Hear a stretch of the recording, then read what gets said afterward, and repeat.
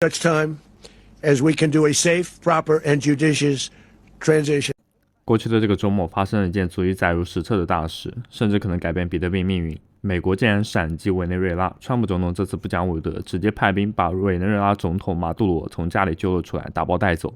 你乍一听跟我有什么关系？那抓走就抓走呗。但是朋友们，就在马杜罗被抓的同时呢，全球华尔街和加密大佬们都在惦记一件事情：委内瑞拉传说中60万颗比特币到底去哪里了？这可是60万颗，相当于比特币总供应量的 3%。如果这笔钱砸向市场，可能就是核弹级的灾难。今天这支影片，我们就来深扒一下这600亿美元比特币储备的来龙去脉，以及它到底会如何影响我们手中持有的比特币。还有最重要就是比特币现在能刚刚站稳9万的大关，已经突破，接下来能不能一举冲破10万？我们来看一下比特币的日线图啊，进入2026年这几天呢，比特币就跟打了鸡血一样，连续反弹上涨。我们在之前的影片也跟大家提到过，在9万大关的关键阻力，现在已经被多头强势突破了。那这个 K 线的话，走的其实还是比较漂亮的，量能的话也是配合的不错。这说明市场对于新的一年还是充满期待的，特别是在川普搞这么大动静之后呢，资金开始压住地缘政治避险属性。目前比特币价格在93000附近啊，它已经突破了在10月份下来的那一条下行趋势线。那整体的话已经站稳了。那关于它后续能不能突破到10万呢？我们这边打一个问号，因为上方的阻力呢仍然存在。下一个关键的战场是94000到95000的这一个区域。为什么是这里呢？大家可以看到左边啊，这边的话是去年年底多次冲高回落的密集成交区。那这里积累了不少的套牢盘，所以接下来的短期走势，如果多军势无破竹，比特币能够一鼓作气强势突破到9.5万这个关键压力位，并且站稳，那通往10万大关的话就指日可待了。不过也不要盲目乐观，如果比特币冲到9.4万、9.5万附近，发现攻不上去，出现了一根长长的上影线，那量能衰竭啊，那这就要小心了，它可能会回调至8.5万到9.5万的宽幅震荡区间。还有一点值得我们去留意的，就是由于假期周末的时候呢，形成了一个 CME 的缺口。那现在比特币下方的话，已经有2个缺口存在了啊。我们不讲远的那一个缺口，就这个缺口的话，至少要跌5000点才能回补。近的这一个缺口的话，也要跌2600点。对于当下比特币呢，就算是回撤一下，那什么呢？就是盘整区的这样一个顶部啊。所以按照缺口 CME 理论来讲呢，也要配合这个盘整区的顶部下跌。虽然 CME 缺口是不是一定会回补呢？我们不得而知啊。但是根据以往的经验来看的话，如果在这个位置上去选择到追多，也就是做多，我们是强烈不建议的啊。就现在还是观望的状态，看它能否站稳突破到95000的大关。这是关于 K 线，也就是技术面上面的东西。我们接下来讲一下宏观面。我知道大家对文字呢都比较犯困，所以接下来听我为大家总结这一篇文章所提到的一些要领。几年前，美国对委内瑞拉实施了超级严厉的金融制裁，它的石油卖不出去，美元也进不来，怎么办呢？这个时候呢，一个天才商人出现了，他给马杜罗出了一个主意，既然美元用不了，我们就使用到加密货币。于是呢，他们搞了一套非常复杂的骚操作。首先是黄金大挪移，委内瑞拉把开采出来的黄金偷偷运到土耳其和阿联酋去精炼卖掉，但是卖掉的钱呢，它不会回国，而是直接在当地的地下钱庄和 OTC 柜台全部兑换成比特币和泰达币。其次是石油换币，他们的国有石油公司啊，愿意把石油卖给那些愿意冒险的中间商，然后要求对方用 USDT 来付款。你想想，那一船船的石油换来的全是叮当响的 USDT。那根据情报显示，这个计划呢从2018年就已经开始了。大家回想一下，就2018年的时候呢，比特币那个时候价格才多少？是3000到1万美金啊。如果他们在那个时候呢就已经囤了几十万颗的比特币，一直没卖，拿到了现在的2026年，那账面上的收益的话，已经是估值高达600亿美元。所以呢，大家就是说看这篇文章说，委内瑞拉传说中600亿美元的比特币是有理有据的啊。这不仅仅是委内瑞拉的国库，看起来就像是马杜罗给自己准备的末日基金啊。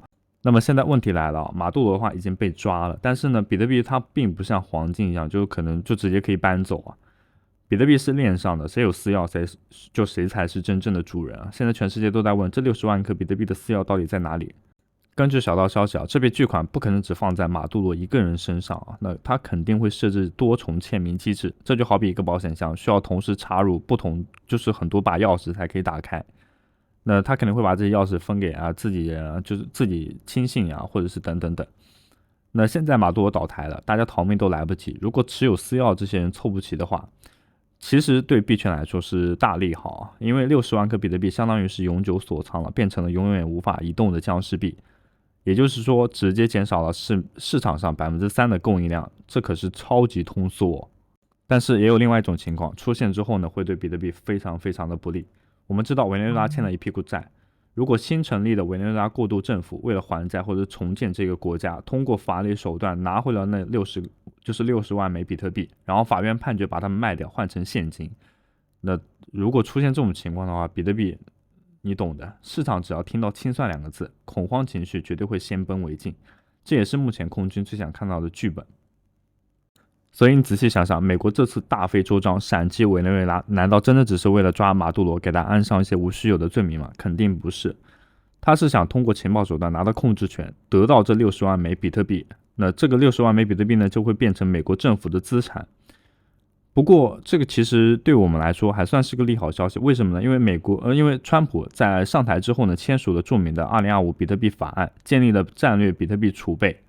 那这个法案规定，美国司法部没收的比特币不会拍卖，而是直接划入到国库。这意味着这60万枚比特币不仅不会被抛售，反而得到了世界第一强国的背书。那美国政府持仓量将会瞬间翻倍，成为全球绝对的第一大比特币持有者。所以呢，有句话怎么讲？就是我初中的时候，历史老师跟我讲过，就所有的上层建筑啊，都是由经济基础来搭建的。那所有的问题呢，归根结底啊，都是经济问题。这就跟好比大家现在可能就年轻人不太喜欢结婚，归根结底是真的你不想结嘛？是因为大家现在手上都没有钱，彩礼又太贵了。想想的话，其实还是挺有意思的。那么这就是以上的所有内容，感谢您的收看，我们下期视频再见。如果还未注册交易所，可以通过我们的注册链接进行注册，享受全网最高手续费减免的同时，还可以参与新人福利、数字盲盒、体验金的奖励。另外，如果使用我们注册链接进行注册的观众，可以直接在我们的指标平台当中申请解锁 SYP 权限。该权限的话，可以让我们在指标平台当中观看任何想要看到的数据信息，帮助各位更好的发掘入场机会。也可以凭解锁的 SYP 申请我们仅为会员开通的 Telegram 群组。